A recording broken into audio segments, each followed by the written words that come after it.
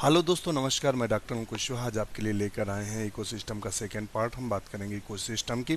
Ecosystem में उन प्रश्नों की जो अभी तक यूपी पीजीटी केवीएस एनवीएस जेएसएसबी अर्थात अन्य स्टेट के पीजीटी टीजीटी में या पीसीएस में या बायोलॉजी का कोई भी एग्जाम रहा हो या फॉरेस्ट्री का एग्जाम रहा हो, उसमें जो प्रश्न पूछे गए उनकी ये संकलित श्रृंखला है। इसमें हम चर्चा करने वाले हैं विभिन्न प्रश्नों की जो आपके एग्जाम की दृष्टि से बहुत महत्वपूर्ण है। ये वही प्रश्न है जो पिछले एग्जाम में पूछे गए हैं। तो शुरू करते हैं आज का वीडियो। उससे पहले रिक्वेस्ट, चैनल को लाइक सब्सक्राइब जरूर करें। The term ecosystem was proposed by. Ecosystem term किसने प्रपोज किया था? तो ये टेंसले ने प्रपोज किया था। जैसा कि आप यहाँ देख रहे हैं, टेंसले ने इकोसिस्टम शब्द का प्रयोग किया था। जो हिटकर थे, इन्होंने 5 किंगडम क्लासिफिकेशन दिया था। ऑर्नेस्ट जो हैकेल थे, इन्होंने 1969 में इकोलॉजी शब्द का प्रयोग ओइकोलॉजिक रूप में किया था। Next question, in which of the following ecosystem the pyramid of biomass become inverted. इनमें बायोमास का इनमें से कौन सा ऐसा पिरामिड बनेगा जो उल्टा बनेगा? तो वो पॉन्ड का जो पिरामिड होगा उल्टा बनेगा, ग्रासलैंड का सीधा, डेजर्ट का सीधा और फॉरेस्ट का भी सीधा पिरामिड बनेगा। एक तालाब परिस्थिति तंत्र का जीव भार पिरामिड उल्टा बनेगा, क्योंकि इसमें जो प्राइमरी प्रोड्यूसर की संख्या अधिक होती है परंतु भार कम होता है। और जो इनका टॉप कॉर्निवोरस होगा, यानी जो बड़ी मछली होगी, उनकी संख्या जरूर कम होगी मगर भार ज्यादा होगा। नेक्स्ट क्वेश्चन है, Sariska tiger reserve is located in. Sariska tiger reserve कहाँ पाया जाता है? तो राजस्थान में पाया जाता है। ये 2008 यूपी पीएससी प्री में पूछा गया है। पीजीटी बायोलॉजी 2002 2010 में पूछा गया है। इसके अलावा यहाँ सुंदरबन दिया है जो वेस्ट बंगाल में पाया जाता है। काजीरंगा आप सब जानते हैं असम में पाया जाता है, जो गेंडा के लिए मशहूर है। भीतर कड़िका राष्ट्रीय पार्क उड़ीसा में पाया जाता है। नेक्स्ट क्वेश्चन है, which match list first and second and select the correct answer by using the code given below the list. तो एक बार आप नज़र डाल लें और फिर इस पर हम चर्चा करते हैं। तो देखिए, जो बंगाल टाइगर्स है वो तो आप सब जानते ही हैं, सुंदरबन में पाया जाता है। कहाँ पाया जाता है? सुंदरबन। तो ए में होता है 3। तो ए में कहाँ 3 दिया हुआ है? तो नंबर इसका ए ही सही होगा। तो पहला ही सही मान लेते हैं। देख लेते हैं क्या कह रहा है। बंगाल टाइगर सुंदरबन में पाया जाता है। एशियाई शेर गुजरात में पाए जाते हैं, गिर में। और रेड पांडा जो है वो सिक्किम में पाया जाता है। स्नो लिपार्ड जो है वो अरुणाचल प्रदेश में पाया जाता है। नेक्स्ट क्वेश्चन देख लेते हैं। Consider the following statement. Assertion दिया है, a depleted prey base may well spell doom for the tigers in protected areas and reserve. तो इसका फिर कह रहा है, mismanagement of grassland and excessive hunting of herbivorous may result in decline of tiger population. तो इसका correct answer क्या है? तो इसका करेक्ट आंसर डी दिया है, A is false but R is true. Next question दिया हुआ है। देखिए, एक ऐसे क्वेश्चन हो सकते हैं जो हमारे आंसर और आपके आंसर में विविधता हो, तो आप जरूर बताइएगा। क्योंकि देखिए, यहाँ हम ये मानकर चल रहे हैं कि एरर जो आएगी वो 0 एरर आएगी, मगर हो सकता है ऐसे क्वेश्चन हो जो गलत हो। हर एक क्वेश्चन हम मिला नहीं सकते। हमें जहाँ कन्फ्यूज़न होता है वो जरूर रीचेक करते हैं, मगर सारे क्वेश्चन रीचेक नहीं किए जा सकते हैं। तो नेक्स्ट क्वेश्चन है, littoral form of animals are found. तो लिटोरल का जो forms of animal are found, तो किसमें? In fresh water, in sea water, near the shore, in deep sea, at the bottom of the sea. तो ये कहाँ देखने को मिलेंगे? तो ऑप्शन बी है, littoral form of animal found in sea water. तो ऑप्शन बी सही है।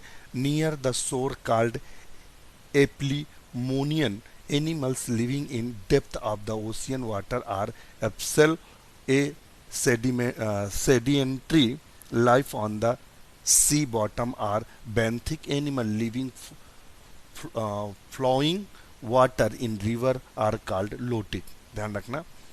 तो लिटोरल में क्या होगा? स्थिर जल में देखने को हमें मिल रहे हैं। The name of the national park where lion being conserved is. तो बताएगा, the name of the national park where lion being conserved is. तो कहाँ देखने को मिलेंगे? तो ये देखने को मिलेंगे हमें किसमें? गिर फॉरेस्ट में। गिर फॉरेस्ट कहाँ पाया जाता है? तो ये हमें कहाँ देखने को मिलता है? राजस्थान में। Complete eutrophication of A lake renders. तो बताइएगा, तो इसमें आएगा जो न्यूट्रिएंट होंगे वो रिच होंगे और प्रोडक्टिव होंगे, तो ऑप्शन इसका ए सही होगा। Where are organism lives and what is does determines its, तो बताइएगा।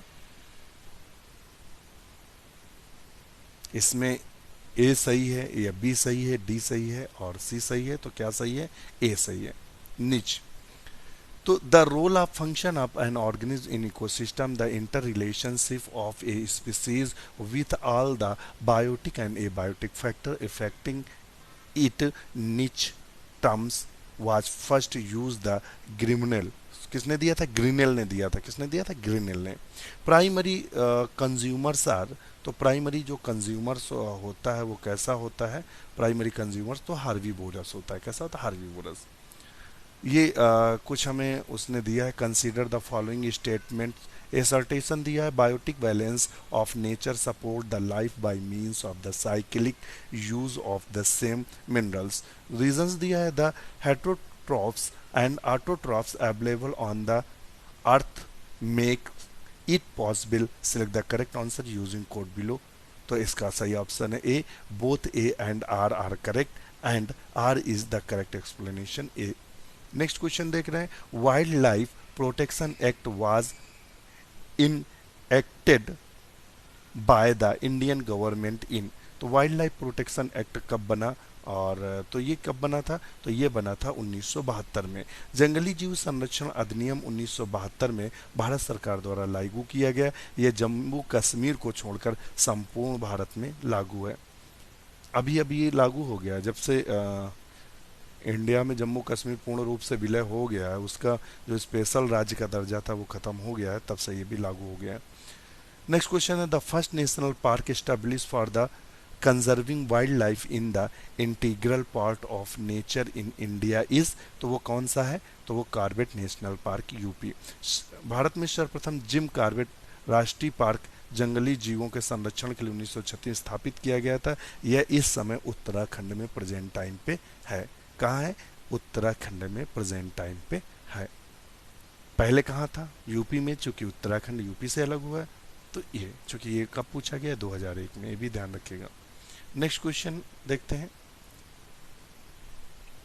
प्लेजिक forms of animals are found, तो ये हमें कहाँ देखने, A on the surface of the sea floating the wave, pelagic form of animal are found in the surface of the sea floating, वो जो pelagic forms जो एनिमल्स होते हैं वो क्या करते हैं, जो तरंगे होती हैं सरफेस सी की, उसी के साथ तैरते रहते हैं, तो उनको बोलते हैं। Commensalism is a terms which the characterized, तो बताएगा कॉमन सेलिज्म, तो ऑप्शन बी सही है, organism relation between two or more different animals. Commensalism indicated by it is a relationship between two more different animals. Next question है, the transfer of food energy from plant through herbivorous to carnivorous is called, herbivorous से carnivorous में जो transfer होता है तो उसे क्या बोलते हैं, तो फूड चेन्स बोलते हैं। क्या बोलते हैं, food chain. Abyssal form of animal are found in, तो ये हमें कहाँ देखने को मिलता है, तो डीप सी में देखने को मिलता है। कहाँ देखने को, deep sea. Animal which live at the bottom of the sea are called, वो जीव जो समुद्र के तलहटी में पाए जाते हैं उनको क्या बोलते हैं, तो उनको बोलते हैं बेंथिक, नितलस्थ बोलते हैं, बेंथिक। टीजीटी बायोलॉजी 2004 में आया है। जानवर जो समुद्र के तल में रहता है उसे बेंथिक कहते हैं, और जो अबुद्धि जो बोलते हैं, पेलाजिक जो बोलते हैं, वह जीव जंतु जैसे प्लैंकटन, नेक्टॉन, खुले जल, झील, समुद्र में पाए जाते हैं। लोटिक, अभी हम बात कर रहे थे लोटिक की, इसकी भी बात कर रहे हैं, तो लोटिक जीव वो जंतु जो बहते हुए पानी में पाए जाते हैं, जैसे कि नदी आदि में। लेंटिक क्या होता है, स्टैंडिंग वाटर में पाए जाते हैं, जैसे तालाब और झील। तो हमें लगता है सब कुछ कंफर्म हो गया होगा। फिर से देख लीजिएगा, लेंटिक मीन्स होता है स्टेबल वाटर। स्टेबल वाटर का मतलब होता है जो स्थायी जल हो, बहता ना हो, जैसे तालाब, कुएं, गड्ढे का पानी। लोटिक क्या होता है? लोटिक मीन्स होता है जो पानी बह रहा हो, लगातार नदी है, नाली है। बेंथिक क्या होता है? जो तलहटी में जीव पाए जाते हैं। और प्लेजिक क्या होता है? प्लेजिक वो होते हैं जो सरफेस पे पाए जाते हैं। इससे ढेर सारे क्वेश्चन बने। Which one of the following shows intimate heterogenetic association? तो बताएगा। तो ऑप्शन इसका डी सही है, एमेंसेलिज्म। क्या सही है? Amensalism. A high density of protected animal in a national park can result in? तो बताएगा। तो वो ऑप्शन सही है D, interspecific condition, sorry interspecific competition.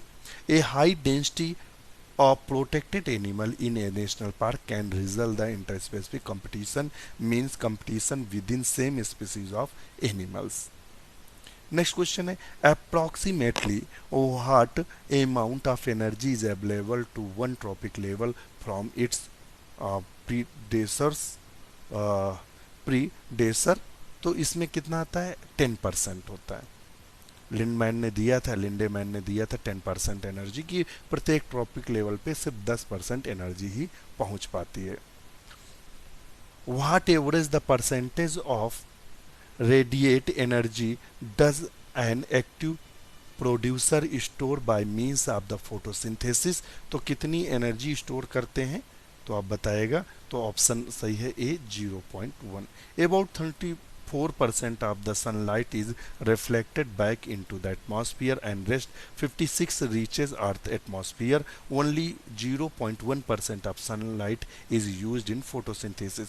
पौधे केवल संपूर्ण जो प्रकाश होता है सूर्य का, उसका केवल 0.1% ही लेते हैं। ये ध्यान रखिएगा, ये 2002 में पूछा गया क्वेश्चन है।